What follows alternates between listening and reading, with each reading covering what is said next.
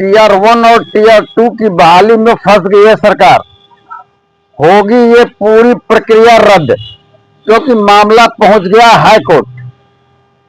देखिए पूरी खबर इस वीडियो में। 50% तो रिजर्वेशन है और उसके ऊपर आप मेरिट में आ गई होंगी तो आप लोग ज्यादा है। यहाँ तो मैं देख रहा हूँ, मेरा ख्याल है 75% महिलाएं होंगी, 25% ही पुरुष दिख रहे हैं। 1992 में इंदिरा साहनी के केस में कहा गया था कि भाई आरक्षण 50% से एवं नहीं जाएगा, और उसी के आधार पर अब तक वो चला आ रहा था। फिर रिसेंटली 2021 में मराठा आरक्षण के केस में सुप्रीम कोर्ट ने फुल स्टॉप लगा दिया था कि कोई भी राज्य सरकार 50% के ऊपर कोई आरक्षण देगी नहीं। उसके बाद भी कास्ट बेस्ड सर्वे के आधार पर 65% कर दिया गया था बिहार सरकार के द्वारा, जिसको गलत पाते हुए कोर्ट ने इस चीज को। पहले बिहार के सभी पुरुष अभ्यर्थी को बीबी न्यूज पे आप सभी का स्वागत है।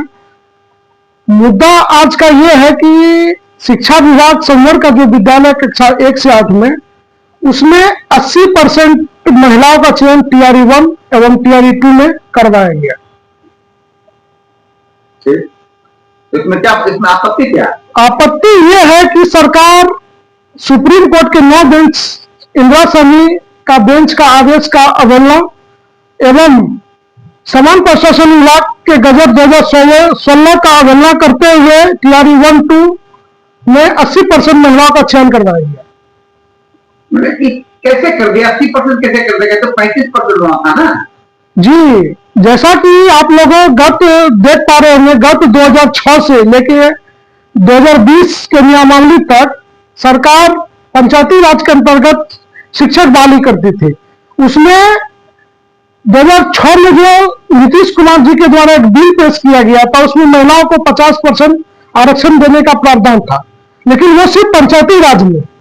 लेकिन टीआरई 1-2 एवं टीआरई 3 की जो बहाली हुई, ये बीपीएससी आयोग से हुई, और बीपीएससी आयोग एक राजकर्मी की बहाली करता है और पंचायती राज नियोजित में सरकार को प्रावधान था 50% महिला आरक्षण देने का, लेकिन बीपीएससी आयोग में सरकार के पास कोई भी प्रावधान नहीं बचता। एवं इंदिरा साहनी के जजमेंट में यह स्पष्ट किया हुआ कि महिलाओं को क्षैतिज आरक्षण देना, और ये इंदिरा साहनी जजमेंट वो जजमेंट है जिसके आधार पर आज 65% आरक्षण में बिहार सरकार की हार पटना हाई कोर्ट से हुई। जो अभी बिहार सरकार एसएलपी लेके सुप्रीम कोर्ट पहुंची हुई है, उसी जजमेंट का जिक्र करते हुए हमने टीआरई 3 में केस किया था, जिसमें 40% मात्र महिलाओं का चयन टीआरई 3 में हुआ, वो भी नियम पूर्वक। अब हम लोग टीआरई 1-2 को रिवाइज रिजल्ट करवाने हेतु अनुच्छेद 14 एवं अनुच्छेद 16 का पालन करते हुए टीआरई 1-2 रिजल्ट रिवाइज करने हेतु पटना हाई कोर्ट के डबल बेंच पे कुछ करने को आगे बढ़ रहे हैं। मैंने आपका केस आपने मुद्दे में हाई कोर्ट में केस किया क्या? जी, हमने टीआरई 3 पे केस किया था, क्योंकि सरकार 50-50 महिला 50 पुरुष ये दे, हमें कोई आपत्ति नहीं है, लेकिन 80% या 90% महिलाओं का चयन करवाकर सरकार जो वोट बैंक की राजनीति कर रही है, ये कतई पसंद नहीं होगा। हमें किसी पार्टी से कोई लगाव नहीं है, हमें किसी पार्टी के तरफ कोई रुख नहीं है, लेकिन हर एक वोटर, हर एक मतदाता सरकार की नजर में समानता के रूप में देखी जानी चाहिए। सरकार ने 80% महिलाओं का चयन करवाया और मात्र 20% पुरुष। ऐसे तथ्य मैं अपने मन से नहीं बोल रहा हूं। हमने आरटीआई यानी कि सूचना अधिकार अधिनियम 2006 के तहत हमने आरटीआई विभाग से मांगा था। बीपीएससी ने हमें जवाब दिया कि हमने 80% महिलाओं का चयन नियमावली 2023 के अनुसार करवाया। उस नियमावली 2023 में 50% न्यूनतम महिला आरक्षण है। ये आरक्षण का प्रावधान सरकार पंचायती राज से लाई है, जो कि सरासर गलत है। ऐसा नहीं होना चाहिए। मतलब आपसे कार्यक्रम टीआर 1-2 में जो किया गया वो पंचायती राज के कानून के तहत किया, जो कि गलत है। जी, वो सरासर विरुद्ध में आप कोर्ट गए? जी, हमने टीआरई 3 पे कोर्ट में केस किया था। टीआरई 3 पे सरकार रिजल्ट को सुधार के 40% मात्र महिलाओं का चयन करवाई है, लेकिन टीआरई 1-2 टीआरई 3 के अनुसार से गलत है, क्योंकि टीआरई 1 में 80% महिलाओं का चयन और टीआरई 2 में 90% महिलाओं का चयन।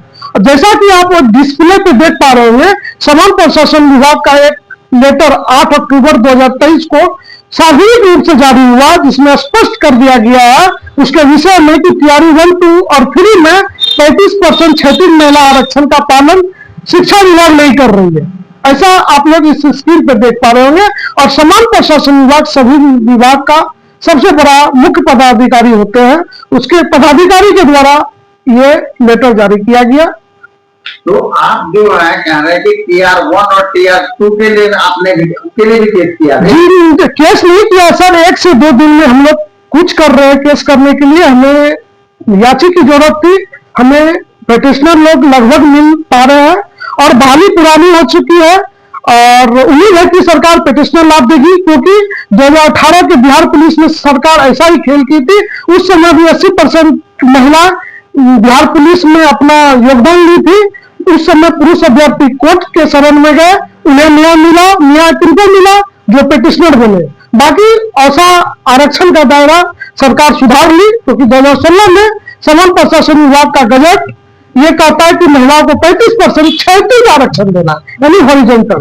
तो यदि आप टीआर 1 और टीआर 2 पर केस जो आप कह रहे करने ऐसी स्थिति में क्या उत्पन्न, क्या मैटर होगा? क्या ये जो बहाली है वो खारिज करना पड़ जाएगा सरकार को? सरकार के पास एक ही विकल्प है, रिवाइज रिजल्ट, क्योंकि 2 साल का प्रोविजन पीरियड है और सुप्रीम कोर्ट का एक नहीं कई आदेश है। इंदिरा साहनी 1992 9 बेंच का आदेश है, राजेश दरिया 2007 विशेष बेंच 3 बेंच का आदेश है और सौरभ यादव वर्सेस उत्तर प्रदेश 2020 जिस उस केस के आधार पे आज 6 साल बाद योगी सरकार की जो बहाली थी उसमें सरकार को झुकना पड़ा, वहां भी हरिजन